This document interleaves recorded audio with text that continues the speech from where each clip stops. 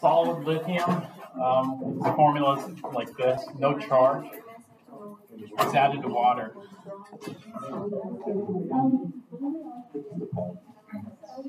Uh-huh.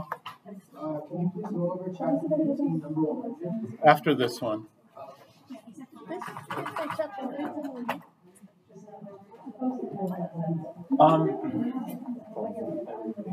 So this one doesn't really fit the format. I mean, the format is A plus BX.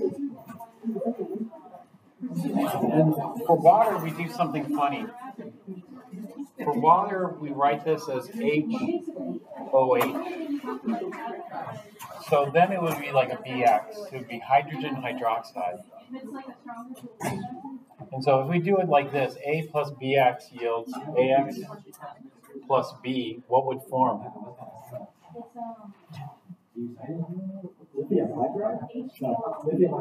Yeah, lithium hydroxide and hydrogen gas.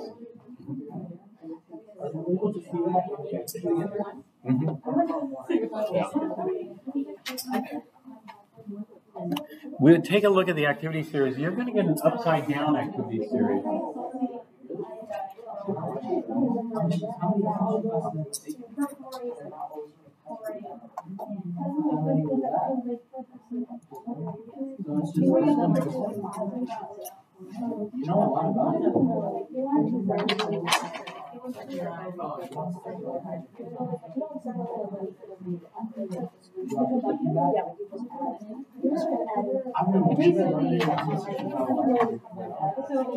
So lithium's here.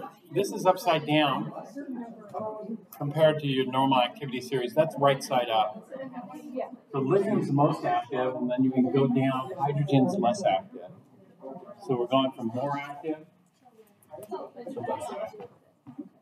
Since there's a driving force, we'll go ahead and balance this.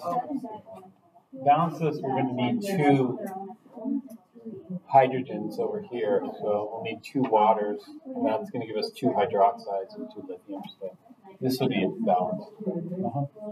For this exam, are you going to take up, it's honestly right, which state of matter? Yes. If you don't write what state, if it's a solid, liquid, or gas, and you don't write that down, then I'll take off. If you don't write aqueous, then I won't deduct.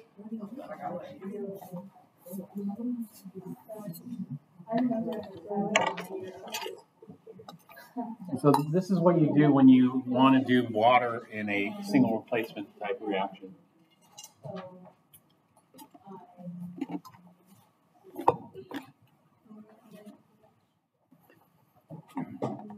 So what was the other chapter? Chapter 4, number 100 or 16? What was the other problem? It's fine, I already got it. But oh, you got it? Chapter 15. Okay. There's no need, it's like chapter 15. Yeah, chapter 15, we haven't gotten there yet, so you don't. If you did the homework for that, then. I thought all of the homework up to chapter 19 was too small. I finished all of it. No.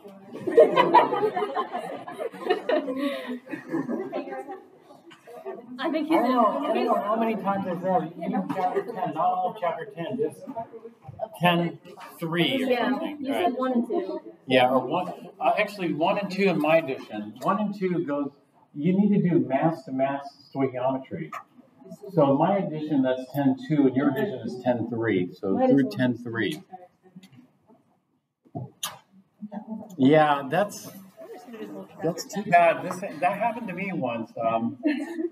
When I was at UCLA, I missed a day.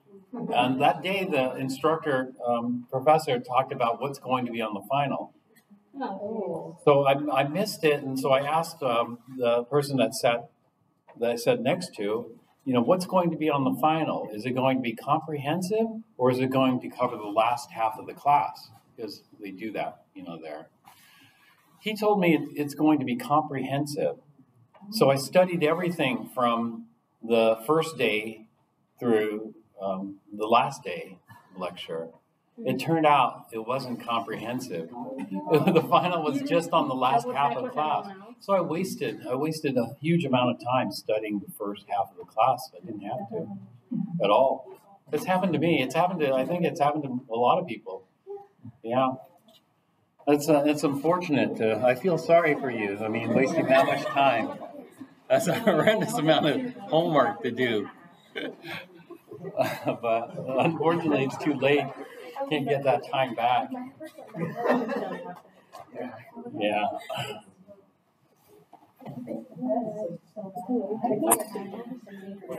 Any other questions?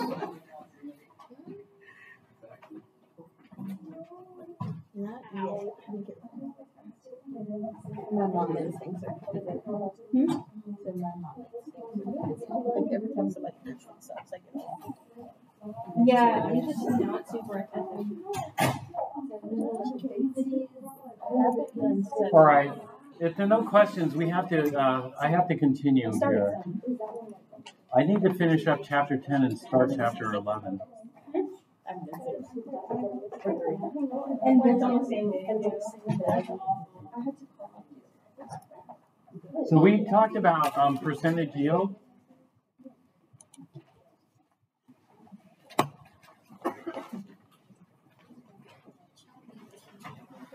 The next section is limiting reactants.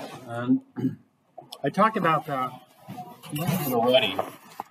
You know, the situation comes up where we just assume there's plenty of excess. Like, for example, when we burn methane, we really only worry about how much methane are we burning because the other reactant is oxygen and we're using air.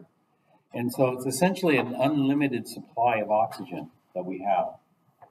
And so, for example, if we burn carbon in air, then we're going to assume we have an unlimited supply of oxygen. That is, oxygen is what we call the excess reagent, and we burn it. But sometimes that's not always the case. So, for example, when we burn carbon, we might not have enough air. If we don't have enough air, then we might form things like carbon monoxide and soot. And so it's not always the case where we can safely assume that we have plenty of the other. But in stoichiometry, that's what we'll do, is we'll just assume we have plenty of the other. Here's a case where we didn't have enough of the other, but they did this reaction cleanly. That is, if we don't have enough oxygen here, then we're going to have incomplete combustion. If we have incomplete combustion, we can form different things. Soot, carbon monoxide, which they didn't show here. They're just showing you going to carbon dioxide. And if that's the case, then we have excess of carbon in a limiting amount of oxygen. And so this is what we call excess reagent, limiting reagent. And we're interested in something called the theoretical yield. And so here I don't have enough oxygen. I have just enough oxygen to form 2 CO2s shown there, and not 3 CO2s, which should form based on the carbon.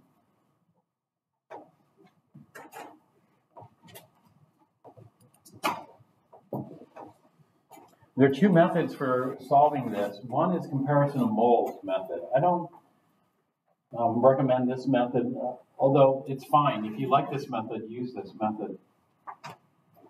The reason I don't recommend this method is because normally we have to calculate something called the theoretical yield. The theoretical yield is how much we're going to how much we're going to synthesize from that particular reaction mixture. And so you can skip 10.5 or 10, I guess it would be 10.6 in yours. And then go to the other method. Oops, I skipped both.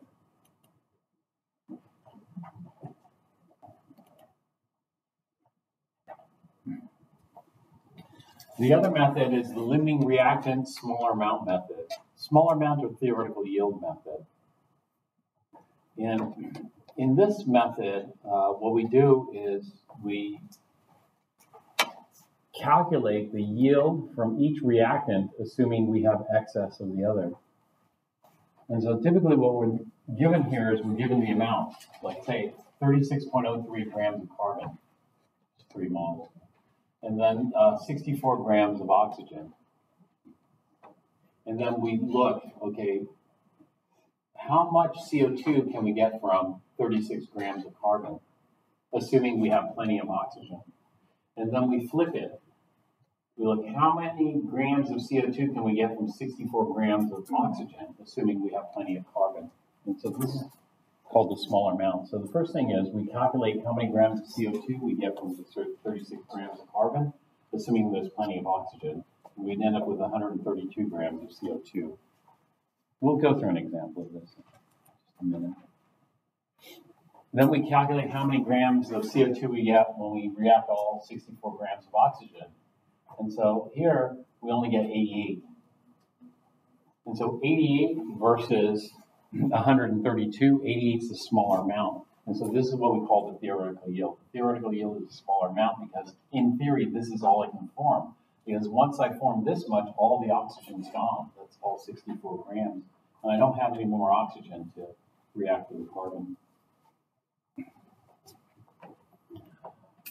So the oxygen is the limiting reactant, and then we're going to have excess carbon. The excess carbon, we can do a couple of things with that. 2 additional calculations. One, we can calculate how much carbon is going to be consumed by the oxygen that we have. So if here's 64 grams of oxygen, we're going to consume 24 grams. But we started off with 36 grams initial. So if we have 36 grams initial and we only consume 24, we're going to have 12 grams of carbon left over. And so those are your standard limiting reactant, excess reactant type problems here. And so we can do this one here, just as an example. We're going to form this antimony 3 iodide from the elements, antimony and iodine. Antimony, is that a metal or a non-metal? Well, I assume it's a metal because they're naming it antimony 3. It must be a metal. But when you look at the periodic table, antimony is the element Sb here. And it's on this border. Do you see the zigzag border here?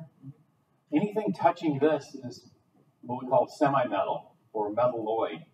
It's in the transition region from metal to non-metal. So it has properties of both metal and a non-metal. That being the case, we can use either set of nomenclature rules for this. If we call antimony a metal, then this is antimony plus 3 iodide. If we call it non-metal, then this would be named antimony triiodide. That's how we name it. Actually, both are common for this. And so what we end up with is an element plus element combination. So we have antimony and iodine.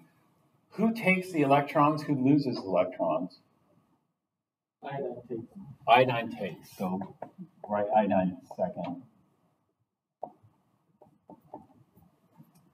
And this forms antimony 3 iodide or antimony triiodide. What are the common charges of antimony? -3+1. Well, antimony goes from -3 to +5. Okay, so then -3 could be, in terms of positive charge, it could be +5, but +5 is getting awfully high. So it might be, you know what the 2 common positive charges for antimony are? +3 and +5. 3 and 5, yeah. In fact, it's the same for phosphorus. The 2 most common charges for phosphorus on the positive end, because phosphorus goes -3 to +5. So the 2 most common are +3 and +5. Arsenic, the same, +3 and +5. Antimony, +3 and +5, and bismuth, +3 and +5.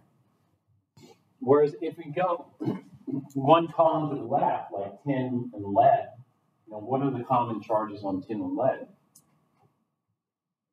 +2 and 4. +2 and +4. The max on tin is it's either +4 or -4. And so on the positive end, +2 and +4 only. All right, so let's balance this. how many antibodies will we need? And iodine? All these are solid. And how many antimony triiodides? 2. So the first thing we need is a balanced chemical equation. So this first.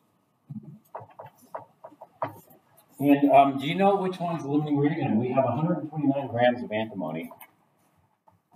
So 129 grams of SB and mixed with 381 grams of iodine, of I2. So I can't tell which one's the limiting reagent, which one's the excess reagent by looking at the mass here. This is a mole ratio. I can convert these to moles and then compare the mole ratio. But that's called the comparison of moles method. It's fine. You could do the comparison of moles method, but usually in a stoichiometry problem, they don't want you to compare the moles. They want you to calculate the yield. And so we'll calculate the yield instead.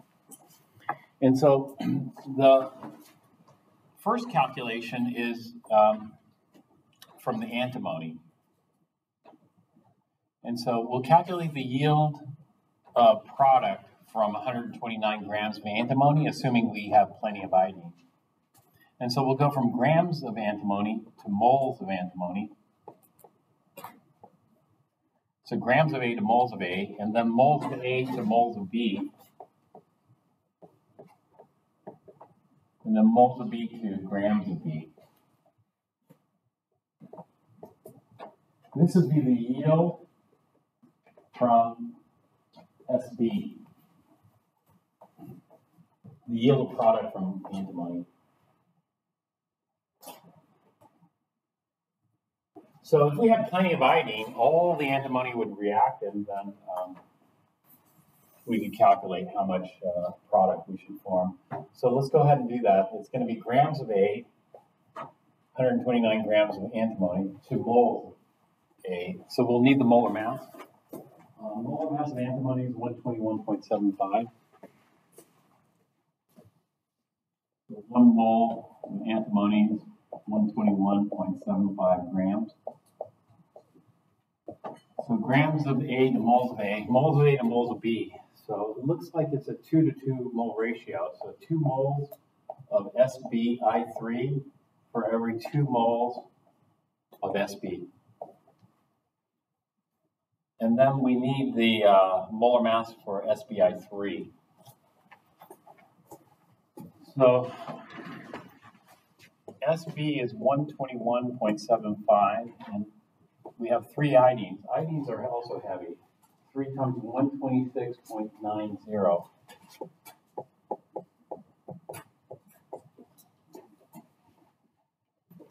So what does that give us for a molar mass? It's going to be pretty high. These are pretty heavy atoms. 126.9 plus 121.75. 502.45.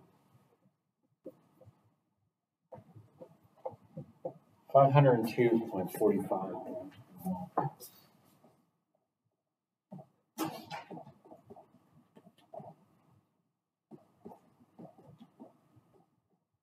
SbI3.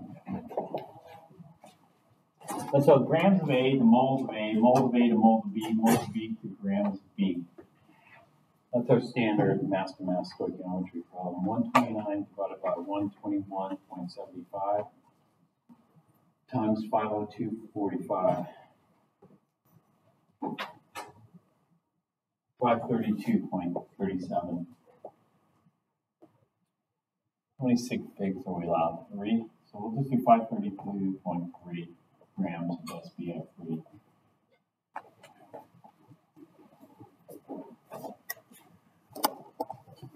All right, then we do a second calculation here. We calculate the yield from 381 grams of iodine, assuming we have plenty of antimony. And so we'll go from grams of iodine to moles of iodine, then moles of iodine to moles of SbI3 to grams of SbI3.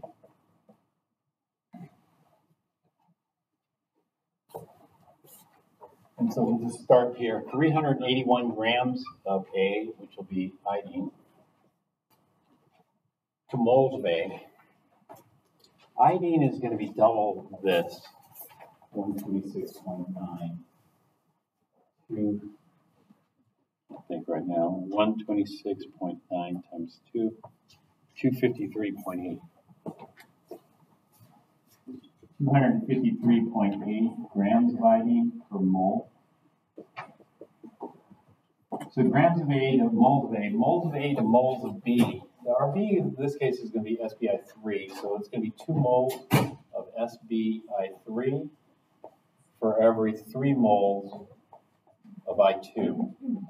And then the molar mass is the same, 502.45 grams of SBI3 per mole of SBI3.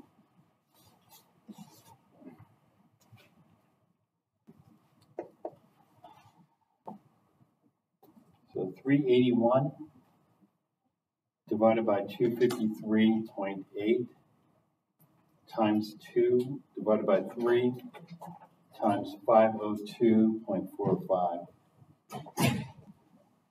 This gives me 502.8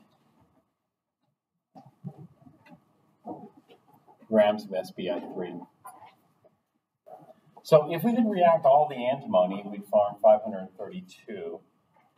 If we react all the iodine, we form 502.8. And so what's going to happen is we're never going to form 532. We don't have enough iodine because once all the iodine reacts, then we're left with 502. There's no more, or 503, there's no more iodine left.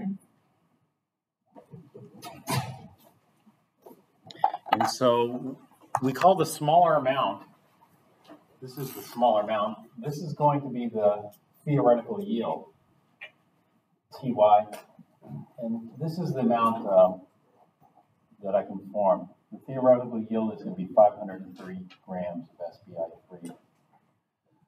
Because once that amount forms, there's no more limiting reagent left over. So this will be the LR, the limiting reagent. The antimony is, we're going to call the excess reagent.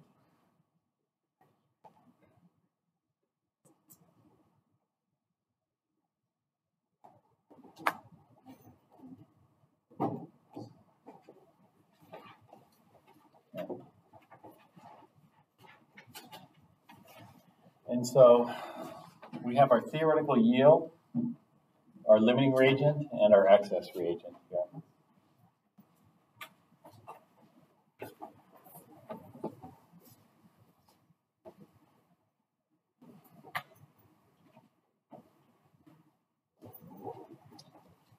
And there are 2 more calculations we typically do on these limiting reagent problems. So calculation 3 is going to be how much limiting reagent is consumed by, or actually not the limiting, how much excess reagent, how much excess reagent is consumed by the limiting reagent. Not all the excess reagent is going to be consumed. And so let's calculate how much is consumed. This is going to be from stoichiometry. Our limiting reagent was 381 grams of iodine.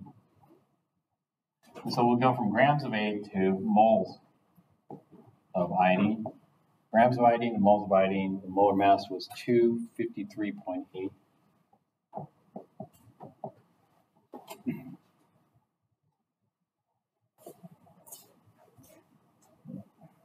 Grams.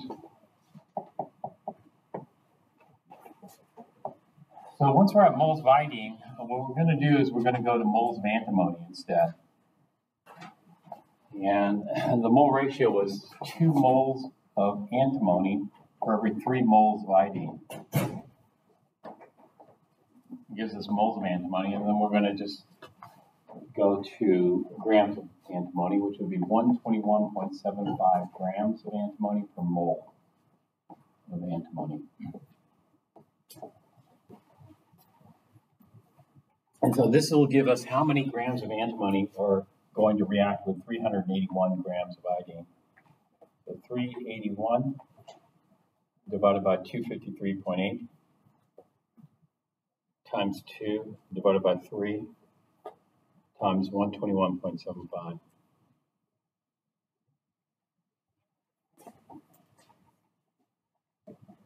$121.8 grams of antimony. Well, I started with 129 grams, and I only need about 122 of those 129 grams. So the fourth calculation that we typically do is how much excess reagent is left over.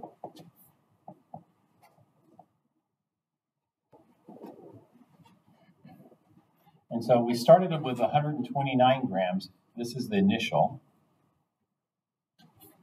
minus 121.8 grams. This is the amount used by the LR, limiting reagent. And so we'll do 122. So 129 minus 122 gives us 7 grams of SB left over, unreacted.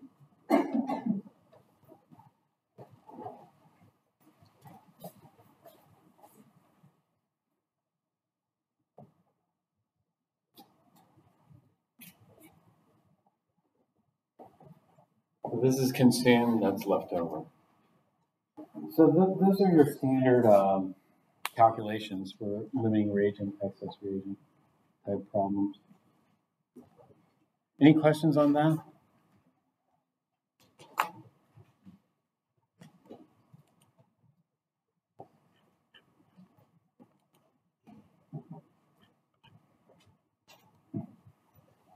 Okay, the last part of chapter 10 deals with energy and reactions, energy stoichiometry. So first off, there are two common units for energy that we use, the joule and the calorie. The joule is more common. Joule is abbreviated capital J, and the units come from physics. It's joule is defined as a kilogram meter square per second square. And what it relates to is it relates to lifting a kilogram mass 1 meter high against the force of gravity. That's how much energy it takes to lift that. A calorie is a different unit, and it has a different definition. The definition of the calorie is how much energy is required to raise the temperature of 1 gram of water by 1 degree C. And so what costs more energy? Raising the temperature of 1 gram of water by 1 degree C, or lifting a 1 kilogram mass 1 meter high against the force of gravity? Which one do you think will require more energy? Lifting a mass 1 meter off the ground? So it's only a kilogram. A kilogram is like a half a pound. So lifting a half a pound, a meter off the ground, this is a meter. Or heating a gram of water up by 1 degree C.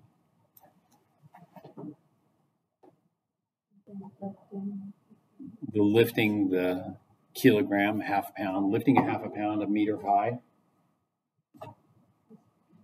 It turns out, no. You know what costs more energy? Heating 1 gram of water by 1 degree C costs. It costs about 4 times as much, more than 4 times. Which one took less energy? Oh, okay. Which one takes less energy? Yeah. Heating the water takes about 4 times as much energy as lifting the mass.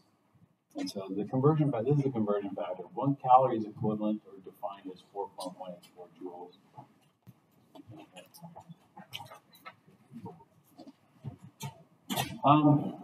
But it depends on what kind of calorie you use. You know there are 2 kinds of calories? Well, there's calories with a small c and calories with a big C. They're kcals, you know. That would just be like kilocalories, like kilograms. But this is different. When we use a capital C like this, that's a food calorie. A food calorie is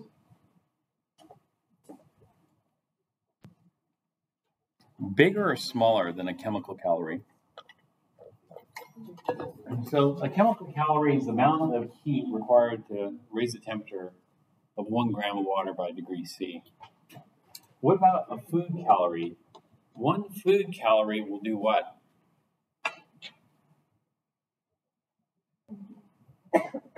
Well, 1 food calorie will do this. 1 food calorie is equivalent to 1,000 chemical calories. And so one way of doing that, or thinking about that, is 1 food calorie is enough to raise the temperature of 1 liter of water by 1 degree C. Or it's enough to heat up 1 gram of water by 1,000 degrees C, but you aren't going to do that because you can't go 1,000 degrees C. And so, in other words, if we have 25 food calories here with a capital C, that's equivalent to 25,000 little calories. So 1 big calorie is 1,000 little calories, so 25 big calories is 25,000. And so with 25,000 calories, you can heat up 25,000 grams of water by 1 degree C, or any combination thereof. And so we'll have some unit conversions. This conversion is pretty common. 1 calorie is equivalent to 4.184 joules. Nobody memorizes this one, but it's the same thing. And so there are a number of unit conversion problems here we can look at. Okay, now what we're going to do is we're going to look at energy in here. When we look at a typical chemical equation, we just balance the atoms. But we should really balance the atoms, that is mass balance, and energy balance them. We don't really do that. To energy balance this, we have to put an energy term in there. The energy term is this, delta sub RH. This asterisk means something else. And so delta H we call it. Delta H is called enthalpy of reaction. Enthalpy is just the energy, but there's certain restrictions on the energy. So we don't call it energy necessarily anymore because it has to be done in a certain way. That certain way is the restrictions, like how you do the reaction. It's under constant pressure is one of the restrictions, and it's only a certain type of work is done. So if we have the enthalpy of reaction, that's the energy term for that reaction. Oftentimes we call enthalpy heat of reaction. But it's a little bit more than that, because when we think of heat, it's not just heat. There's a little asterisk here. This asterisk goes down here. It says, these terms may lead you to think that heat and enthalpy are the same. They are not. But the difference between them is beyond the scope of an introductory text.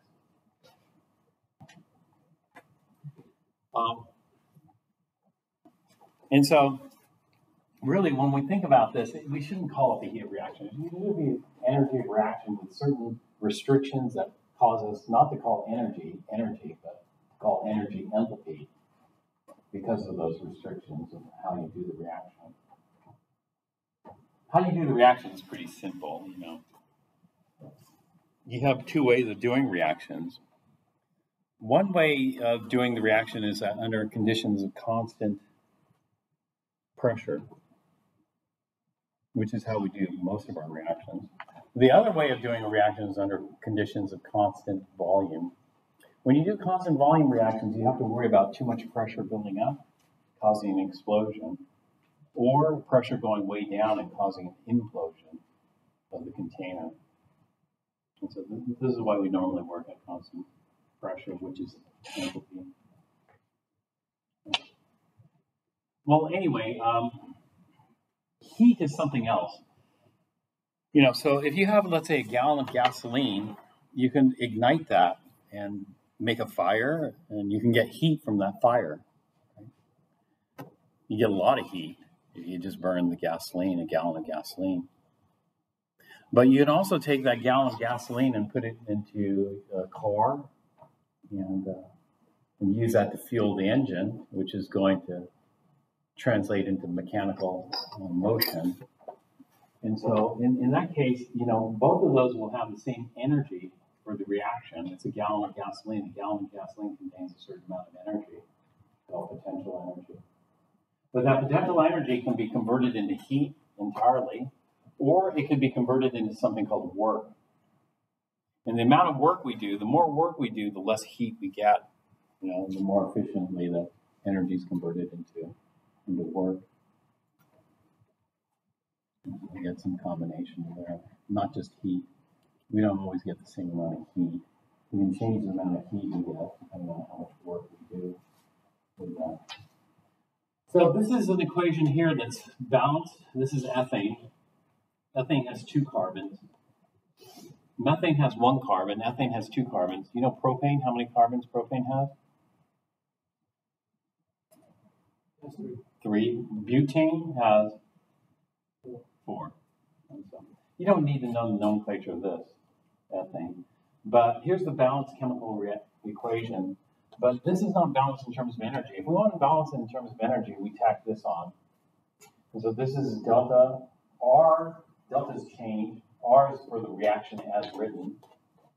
H is the enthalpy. So the change in enthalpy of the heat for the reaction. Okay? And in this case, it's minus 2855. Minus 2855 means this reaction loses this much energy. It's going to lose 2,855 kilojoules. And the negative means it loses. Positive means it gains energy. Negative means it loses energy.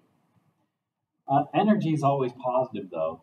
This is like minus, let's say minus $10. If you were at minus $10, you lost $10.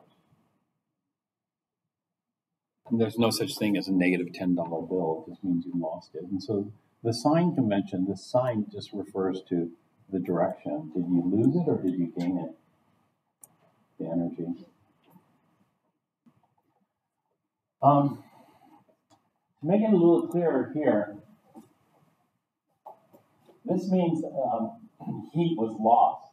Heat was lost as a product in this case. So if we do this ethane combustion, it produces heat. How much heat does it produce? 2855 kilojoules. So if we put it here, on the right of the arrow, the product side, call it plus 2855 because that's how much heat we're going to produce in this reaction. And then this would be called an exothermic reaction because heat's being evolved or produced. On the other hand, if delta H is positive 92 kilojoules, that means this is the amount of energy this reaction consumes.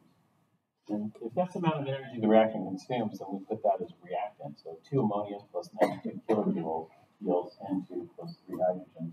And so this is delta H for the reaction is written. It's written for 2 moles of ammonia. This one's delta H for the reaction is written. It's written for 2 moles of ethane.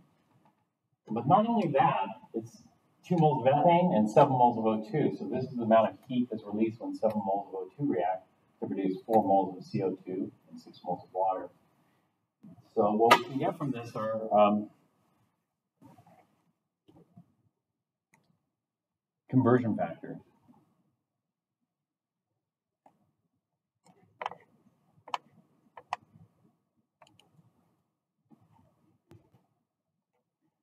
So when I go over here, I see this would be conversion factor from the equation or the reaction as written. 2 moles of ethane produces 3,119 kilojoules of heat, or for every 2 moles of methane, or for every 3,119 kilojoules, I'm going to get this ratio here.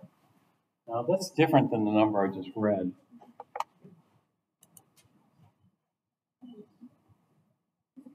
Is it 20? This is 2 moles of ethane here. This is 2 moles of ethane here. 7 moles of O2, 7 moles of O2. But when I look at this, this is different amounts of heat. You see this one's 2855 or release. This one's 3119. What's the difference between these 2 equations? Can you see it? The state of water. The state of water, right. And this one, water is a gas. This one, water is a liquid. And so normally what we do is if we form steam, is it going to stay steam forever? No, eventually it's going to cool down and form liquid water. So this is the preferred one. Water is normally a liquid at room temperature. And so what happens is, as that steam cools down, it's going to release more heat. And so this is why we get more heat than this. And so this one releases, that is, loses 2855. This one releases or loses 3119 kilojoules worth of energy.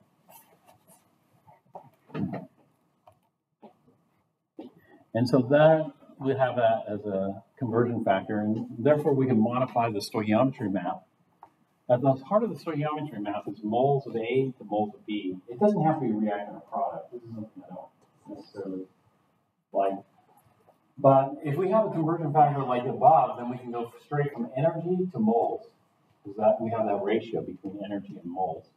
Or, if we're at moles of B, we can go to energy with that. And so we can relate the energy to any species in the balanced chemical equation, not just ethane, but we could relate it to O2, CO2, or water. We'll do an example of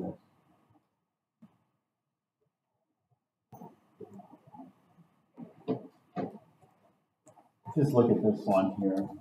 How many kilojoules of energy are released when 73.0 grams of ethane burns according to this reaction here?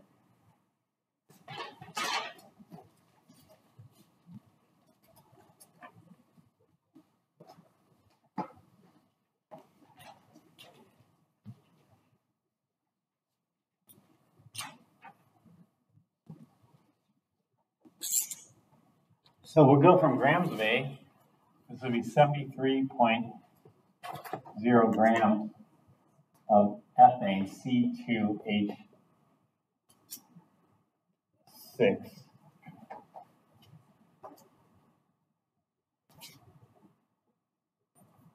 Grams of ethane to moles of ethane. So 2 carbons is 2 times 1201 is 2402. Plus 6 is 30.08. So 1 mole of ethane weighs 30.08 grams.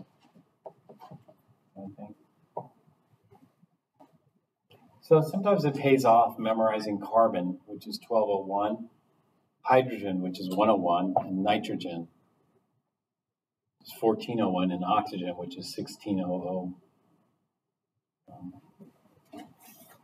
So we went from grams to moles, but from here we can go straight to energy because we have the heat of reaction. Heat of reaction is 3,119 kilojoules released or produced for every 2 moles of ethane combusted. And so we'll go grams of A to moles of A. Moles of A just is energy, kilojoules.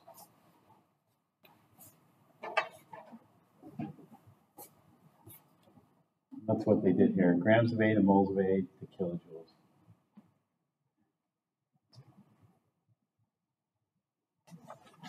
So what does that come out to? We got 3.79% of the 30 kilojoules.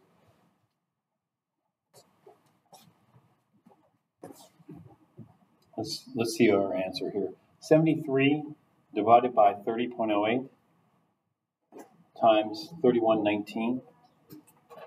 Divided by 2. 3,784.6 kilojoules. Or, how many sig figs? I'm allowed 3 sig figs, so 3.78 times 10 to the third kilojoules of heat released.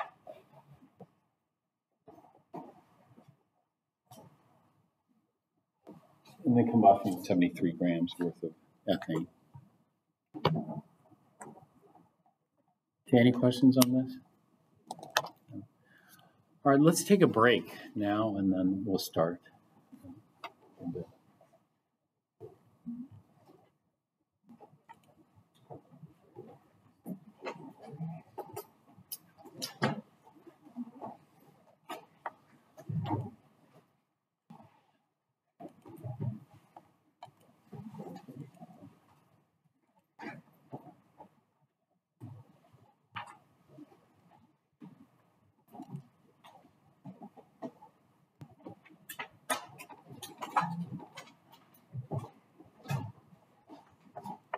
you.